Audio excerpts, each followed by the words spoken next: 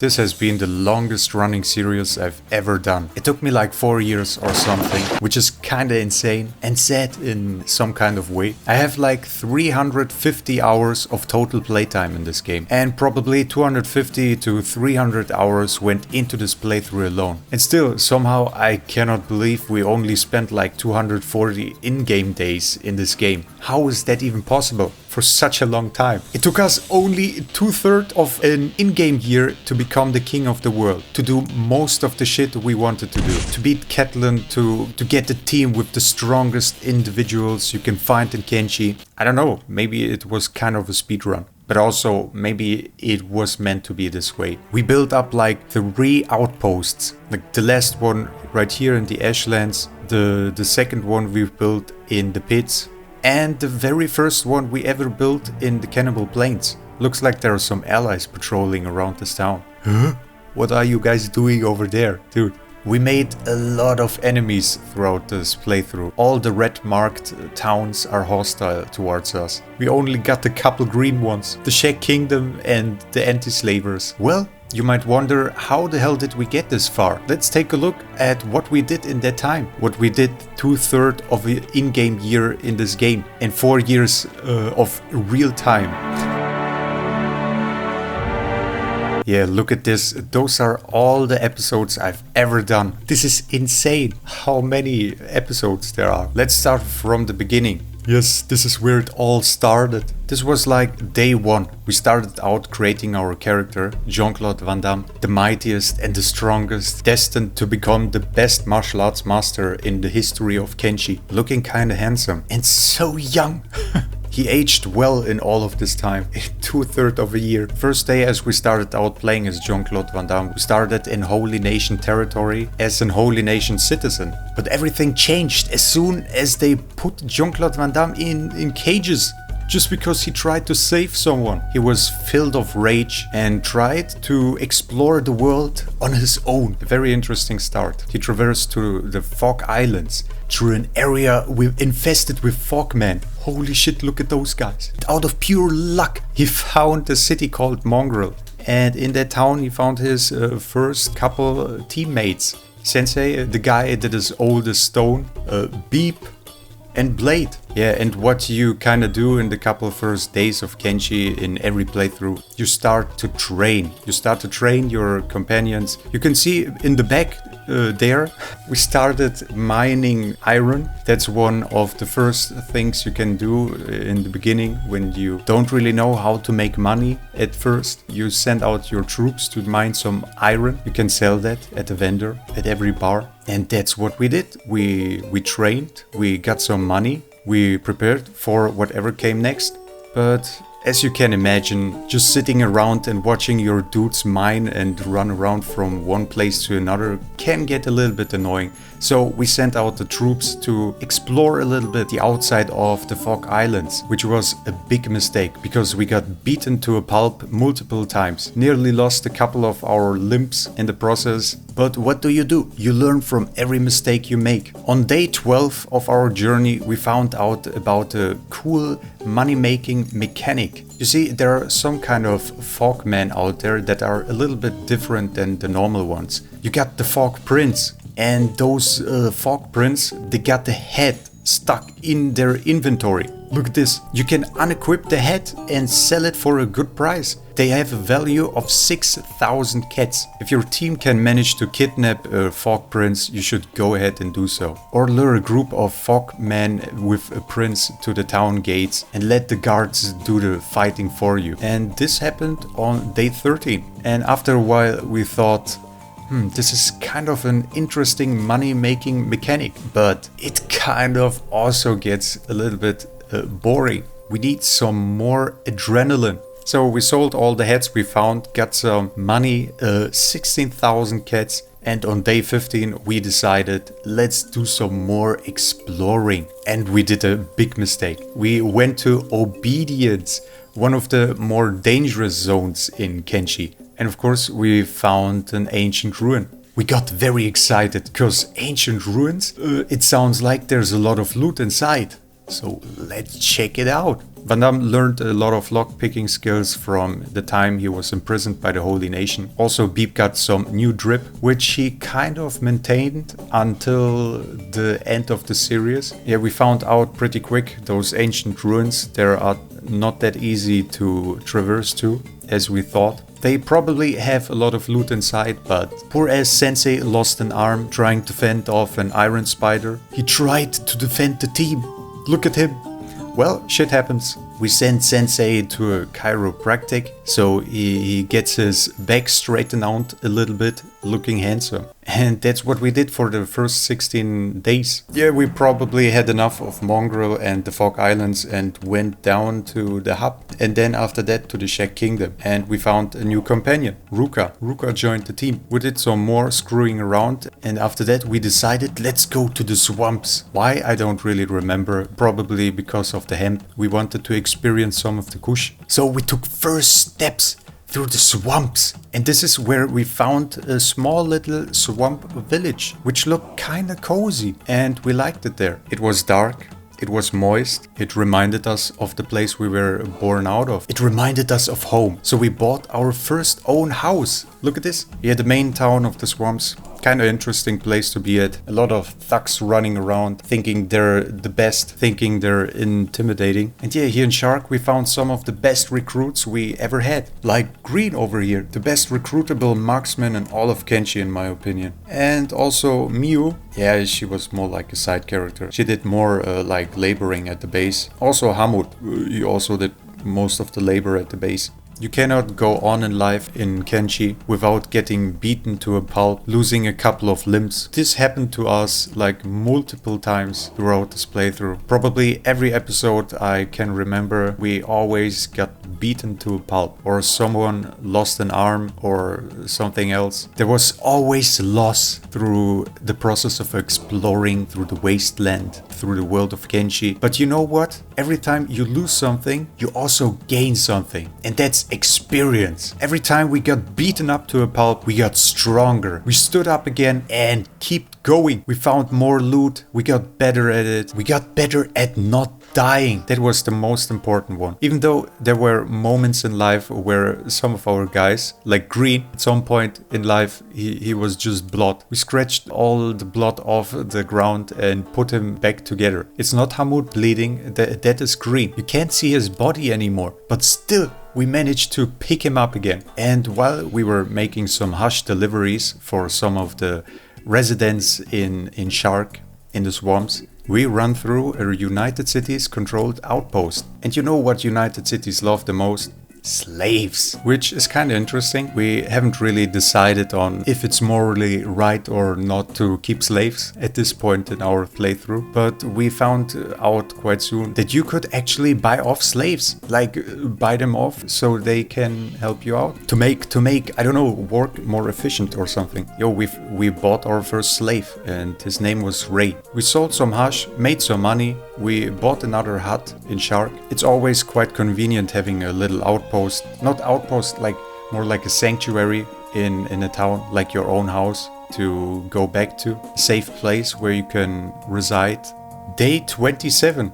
It's nearly a month and our two Hyver friends lost some of their most important limbs, their legs. They couldn't walk anymore, so we needed to get them some replacement limbs. When Damme was running around from town to town, he couldn't find shit, but eventually we did. Also, the game was lagging the shit out. Look at this. You could count the frames per second. And at that moment I decided to buy a new graphics card. And look at this, how smooth the game runs now. That was kind of a great feeling, not gonna lie. And yeah, after our journey in the swamps, we got enslaved a couple more times. We got beaten up even more times. And we found some new recruits, like Knife and Riva. We got now Dr. Chang and Gills in our team. Dr. Chang, I gotta have to say, he is one of the best medics in the game. If you need a good medic, go into the swamps, and in some of the swamp villages he should spawn. There you can find Dr. Chang.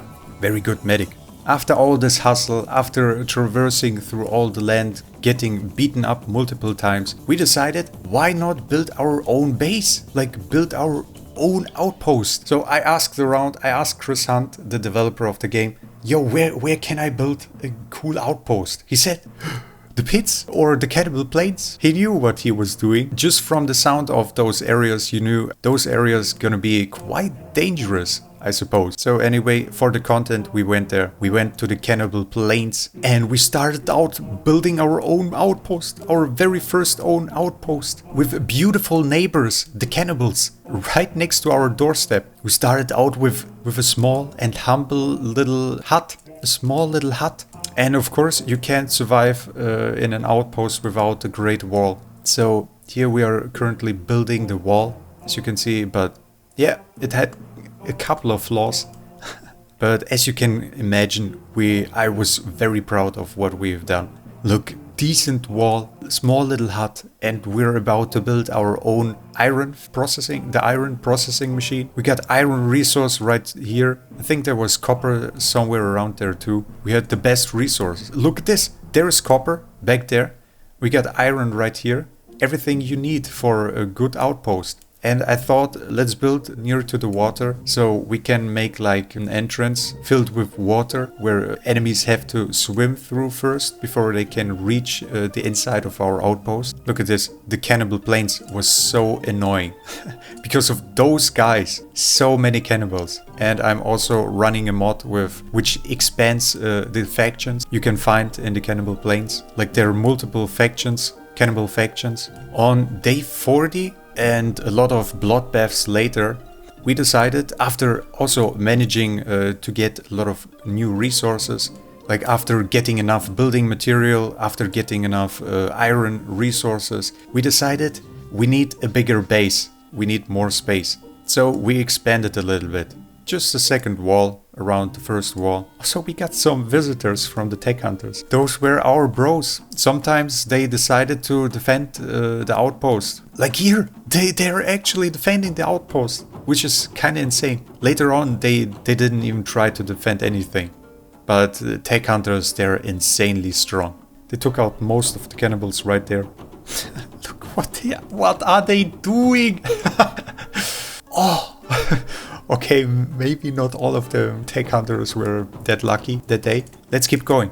On day 49, look at this. We did some more research. We expanded our walls even more. We built another gate. Why did I build the gate there? Was the gate always there? I think even though there's a gate, the enemies won't go straight for the gate. They're always trying to find the path into the base first. If there is no path existing, then they're going to attack the gates. It was just for us to get out of the base faster. So we did something like this to keep them enemies busy, so they have to swim around like this.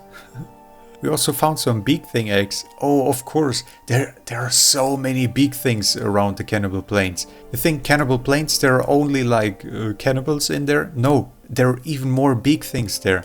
And big things and cannibals hate themselves equally as much. On day 60, the base was flourishing. We got a lot of materials to expand even further. We had quite a decent defensive system. It was okay. But what we lacked of, we needed more books. We needed to do more research. So we sent out the strongest team we had, Damme, Sensei, B-Blade. They were supposed to find some more books so we could do even more research. That also has been quite an interesting experience. We got beaten up even more. The moment you think you can do shit in the world of Kenshi, you're strong, you got some decent armor. Your guys are trained to a point where they can handle a couple of enemies. No, you get over and over again. That day we started out to experiment a little bit more, I guess. Beep got involved in a little accident. He lost both his arms, both his legs, which was kind of a sad moment in the playthrough. But you know, we knew what we were doing, so no problem. We knew we could replace every single limb of his. Since hivers have low hit points on their limbs overall, it's not a bad idea to replace their limbs with cybernetic limbs, with cybernetic robotic limbs to make them even stronger. And where can you find the best robotic limbs in the game? Of course, in the Black Desert City, where we also found Sadniel, the depressed robot companion. Look at this, Black Desert City, how many limbs they have. They got best variety of robotic limbs in all of the game. And yeah, Beep with his new robotic legs, look at him. He was unbelievably fast. 48 miles per hour. This is insane. This guy became speedy, just like that. A very fast boy. The base was looking something like this. We built another big house over there, top right of the base. It was a decent base, but I thought we can go even better. We needed to have the copper resource inside of the base. We needed the second iron resource. We just needed to expand even more and maybe make the base even more protective. So this is what we went with. Look at this.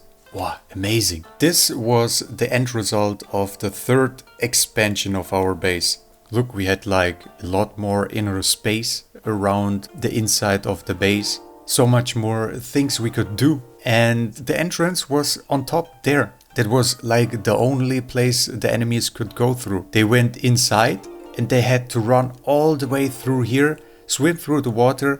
The moment they were able to reach the gates, most of their troops would already die from all the turrets that were positioned on the walls over here and over there. Our troops would fire a lot of bolts into their asses. So a lot of the forces already got pretty much weakened up until they reached the gates. But in the long run, as much as I remember, this concept was quite efficient. Day 113 was a big one. That was the point where we trained our guys to become extremely strong. Like Ruka had strength at level 62. We got a lot of good armor, we got a lot of good protection, a lot of good weapons from all the exploration, from all the fighting even against those cannibals. We also got Amen in our team. We recruited him, he was an ex-tech hunter. He got knocked out by some cannibals. We took him, put him into a cage, recruited him. He already got very decent stats, an extremely good addition to our squad. And yeah, at that point, with that arsenal of weapons and skill, we decided to go out into the world and fight against the first, strongest character in Kenshi, the Buckmaster. This was the first big one. So we went all the way down to the south, from top there, the Cannibal Plains, all the way to the south. So we went down there on day 115. Got into some situations, kind of trouble here and there, but overall it was a fun experience going to the place where the Buckmaster resided. In the end, on day 116, we finally did it. We beat the first extremely strong character in Kenshi, the Buckmaster, probably one of the strongest in game. Yeah, in the end, Beep did the last hit. He did probably most of the last hits on the strongest enemies in the game. Yeah, we brought the Buckmaster to the Shek Kingdom. This way the Shek Kingdom became our allies. We didn't do it not only for a great ally, because of a strong ally, because of the money we received this way, but we also did it because we got the hot Shek waifu as a companion. Look at this, new companion in our team. Seto, very cool companion, not that strong, but a good addition to our squad anyway. We started out with the Buckmaster, but we didn't stop there. We thought, how can we top this one? Let's take over the holy freaking nation, the whole holy nation. So we did what we could do best. We went over and said hello. Just a quick look at how things are going over there. And yeah, it turned out the holy nation is not as big as a threat as the United Cities. The United Cities are just too OP with their samurai armor. The Holy Nation is a feared nation, but they got low-grade tech. They don't have the best armor. They don't have the best turrets. They're not using the latest up-to-date weapons to attack their base, to storm the gates. We just simply had to shoot them from a distance. Then we sent in Beep to lure out their war leader. And as soon as you get rid of the leader of one town, the economic system and everything that holds a town in place just simply gets destroyed. And after a while, the town gets overrun or taken over by the enemy nation. And this is how we ended the war. This is how we ended the war between the Shek Kingdom and the Holy Nation. And after beating the final boss of the Holy Nation, as a souvenir I thought I'm gonna take the Holy Lord Phoenix to our own base and not let the Shake Kingdom have him. Let him reside in this special built cage we built up just for our special prisoners, so they can starve away. Looking back is kinda cruel. I wonder what happened to them, because I never released them or tended to them after we left from there with all our troops, after we moved our main base to the pits. And yeah, we also made some enemies with the United Cities. All of that happened up until day 140, which is insane. In such a short amount of time, we beat like some of the strongest enemies in all of Kenshi. That was just a little quick summary of what happened up until day 145. We managed to eradicate the Holy Nation, we got the Lord of the United Cities, we got the Buckmaster, we found some strong allies, fought off a lot of cannibals, we did the most stuff you could do in Kenshi, and we thought it was about time to bring this series to an end. And by ending the series, I mean beating the strongest character in all of Kenshi. And the strongest character in Kenshi, considered to be the strongest, maybe one of the strongest, I don't know. There are also like Tin Fist and some other really strong dudes. But Catelyn is considered as the end boss of Kenshi. I think he was the last end boss that got released with the finalization of Kenshi itself. And to get to Catelyn, we decided to split the group. We split our group. One group headed to the southwest, another group headed southeast, and eventually we came back together right before the Ashlands. And that brings us to the last episode. The last episode I just released. We beat Catelyn fair and square. We recruited his own enthralled soldiers and made them fight for us against him. It was a hard fight, but in the end we managed to beat him. And Van Damme became the king of the world. And this is where we currently are right now. After we finished beating up Catelyn, after we crowned Van Damme as the king of the world, he's currently taking a nap. He's pretty much beaten up after the fight. Van Damme needs his beauty sleep. It's a quite big responsibility being the king of the world now. What is happening? Holy shit. How is this even possible, man? We got Catelyn caged up right here in this cage. Why are there still troops running around here, attacking us? Oh my god. Well, what do? I guess we have to fend them off. I see a lot of red numbers. Come on. Well, if something happens, I don't count that anymore. Whoa, Van Damme is using the sword from Catelyn, the falling sun. Or what was it called? He can do shit with that one. Stop it, Van Damme. You have like no idea how to swing a heavy weapon. Poor as Paul. He's getting tossed around like a sack of rice. Man, they are taking so much damage. Alright, I think I have enough from the Ashlands. I'm gonna take everyone and we're gonna... Who is you? What are you doing here? He's just standing inside of our base. That robot is snacking at our food storage. We had an idea of maybe taking Catelyn on a little trip with Beep. Take a look around how the world evolved after the downfall of... After what happened. We're gonna check out the world and its current state. Yeah, just gonna show you my base here. This is the base in the Ashlands. It's the Catelyn fan club. Camouflage name. Dude, what is happening? Is this the aftermath of what we did to Catelyn? Are they attacking because we got Catelyn now in, like caged up and everything? This is like the second wave. They never attacked us before here in the Ashlands. This is not cool. Running around with Catelyn on our back. It seems to gain a lot of attraction. Skeleton Legion scouts are after us. I think they're behaving even more aggressive than normally. Our second base, and I think I'm most proud of this one. The first base we built was pretty awesome with like the canal. But this one is a little bit more futuristic, I guess.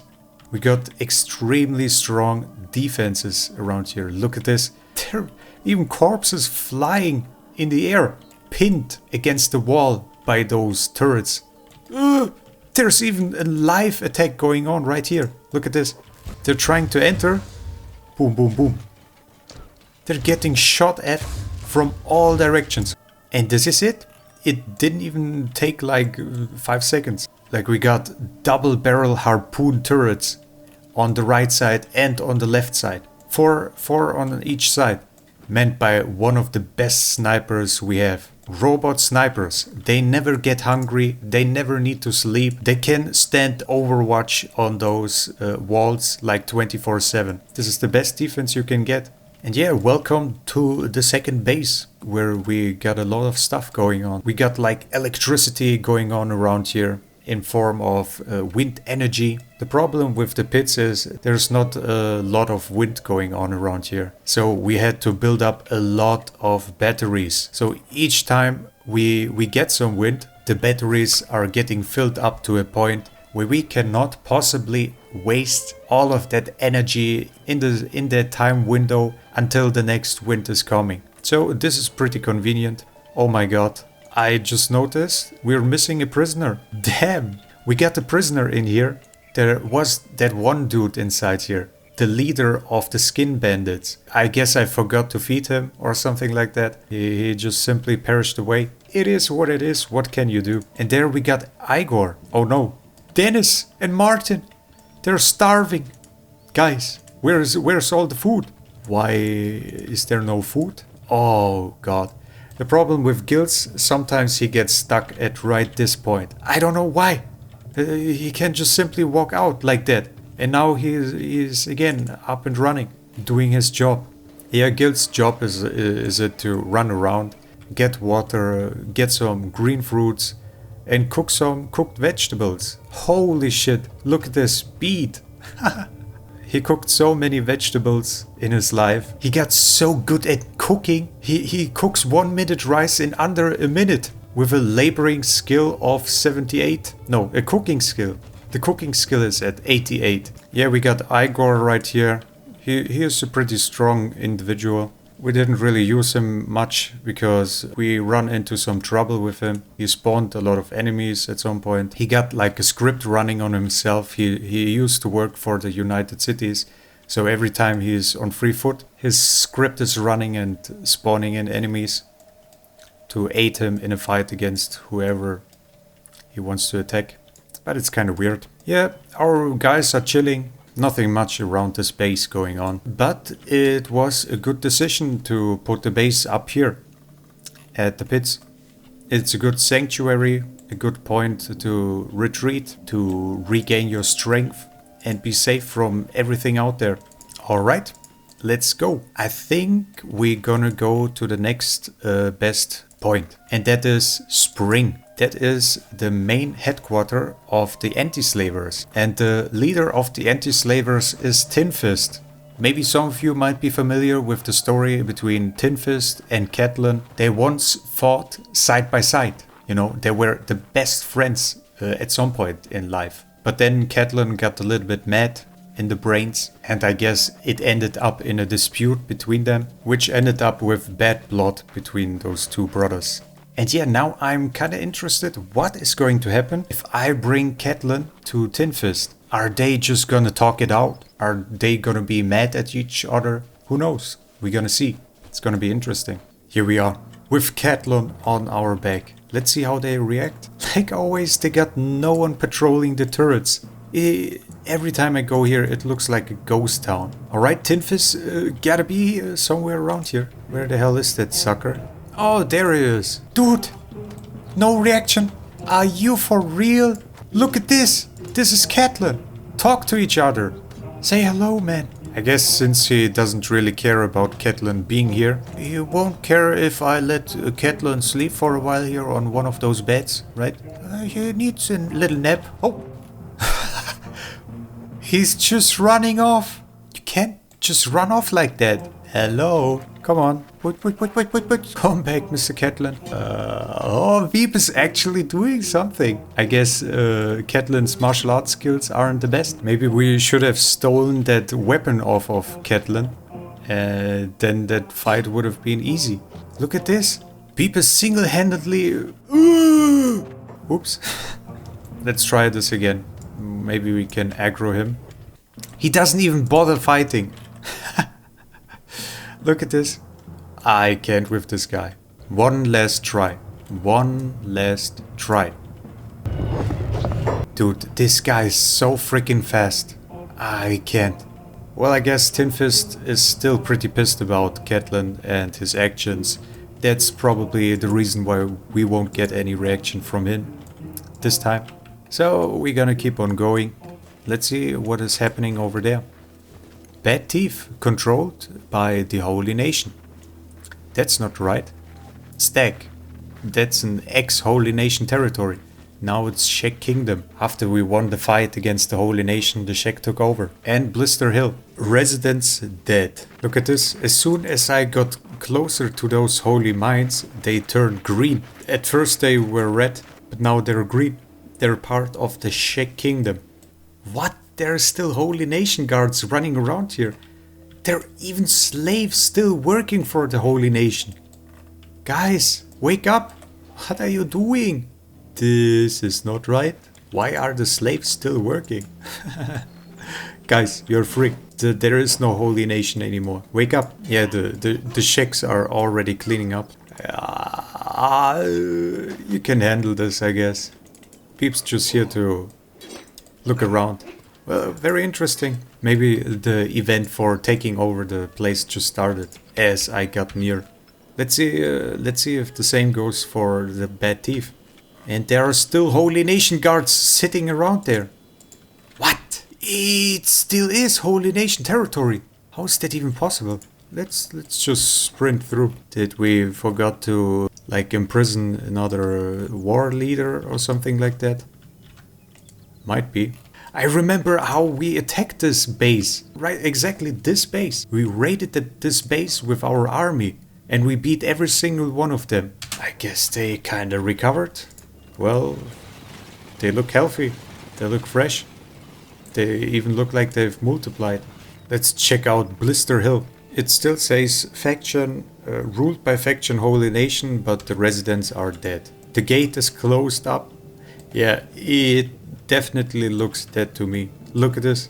Every building is just destroyed, eradicated. Nothing left anymore. Kinda sad to look at. But this video is going on for too long now. Let's end up at our base. Let's check out the very first base we've ever built. And then we're gonna finish this.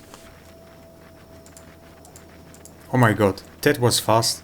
We're already here at our old base. Wait a second, there's light on at our base. Who forgot to turn off the lights? And there is someone at our base. Some friendlies. Look at this, we're back. Now who is you? Those are again the anti-slavers. I guess they're just having a great time at our old base, hanging around. And there it is, our old base. I really wonder what happened to our old prisoners. We still had some prisoners here. We had the Holy Lord Phoenix as a prisoner, the leader of the United Cities. Look! No shot! They're still alive! This is unreal. And he's just hungry. He's just a little bit hungry. He's still alive. The Holy Lord Phoenix, he's still alive. And he is doing well. He survived by eating like flies and insects that were squirming around here in this area. And Emperor Tengu, he's also still here. He's a little bit more hungry. Nonetheless, they're still alive. And yeah, this was our very first base. Spent a lot of time in here. We got the whole ass hemp farm going on over here. The hemp is growing. Look, it's real hemp. What else do we got here? We got some uniforms. We got a scrawny raid moving towards this base already. It hasn't even been a minute since I've been here. And there's already a raid happening. Yeah, that's our old base. Looks very beautiful. It feels so nostalgic saying goodbye to all of this. This is heartbreaking. Some of you guys asked me if I could provide you with the save files of my current playthrough. I think I can upload this on my Patreon. You should be able to download it there for free. But yeah, I think this is it. This was a good goodbye message to all of this, to our playthrough. A little bit of a summary of what happened, where we left off and what happened to the world. Conclusion is, kinda nothing really changed. After Catelyn's downfall, pretty much most of the world stayed the same. Well, he was kind of a loner. He never really had like an impact on the world anyway. So this is it. I had a great time here. Hope you liked watching this little recap of everything that happened. And I hope I'm gonna see you again for the next project. Thanks to all the Patreons. And I guess I'll see you next time. Goodbye.